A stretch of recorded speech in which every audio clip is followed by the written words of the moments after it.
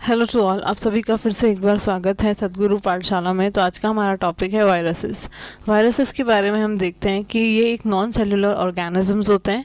मतलब ये ना लिविंग होते हैं ना नॉन लिविंग होते हैं। जब तक ये किसी भी सेल के बाहर होते हैं तब तक ये नॉन लिविंग होते हैं, और जब ये किसी भी सेल के अंदर एंटर कर जाते हैं तब ये उसकी मशीनरी यूज़ करने लगते हैं, तब जाके ये लिविंग कहलाते हैं।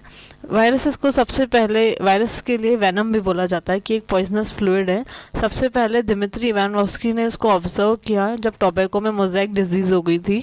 उसने बोला था ये ऑर्गेनिजम्स तो बैक्टीरिया से भी छोटे हैं।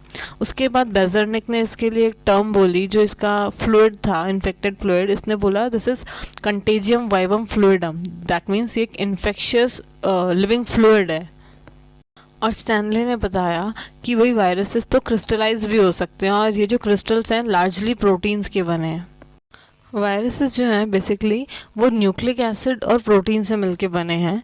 वायरसेस कोई कंप्लीट सेल नहीं है जो उसके पास साइटोप्लाज्म होगा या तरह तरह के ऑर्गेनेलीज, ऐसा कुछ भी नहीं होता।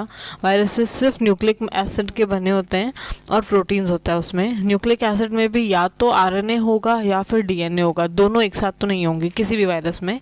ठीक है, जो वायरस का जो प्रोटीन है वो हमेशा जो है न्यूक्लिक एसिड के अराउंड रहता है, उसको प्रोटेक्ट करके रखता है। वायरसेस के प्रोटीन को हम कैप्सिड बोलते हैं, और इसकी जो एक यूनिट है उसको कैप्सोमियर बोलते हैं। ये जो कैप्सिड होता है ये किसी भी शेप का हो सकता है, जैसे हेलिकल शेप का होता है, जैसे कि टोबैको मोज़ेक वायरस में ये हेलिकल शेप का होता है जो कि आरएनए के अराउंड लिपटा हुआ होता है। उसके बाद कुछ पॉलीहेड्रल शेप के भी होते हैं, तरह तरह के शेप्स होते हैं। ठीक है, न्यूक्लिक एसिड जो है जो इसका जो जेनेटिक मटेरियल है, एक्चुअली जो न्यूक्लिक एसिड है वायरसेस का, वो ही इन्फेक्शियस है। प्रोटीन से कुछ इन्फेक्शन नहीं होता। वायरसेस जब अटैक करते हैं किसी की बॉडी में तो उसका जो जेनेटिक मटेरियल जो न्यूक्लिक एसिड है वो इन्फेक्टिव होता है। और ये किसी भी होस्ट की बॉडी के जब तक बाहर है तब तक ये इनर्ट है।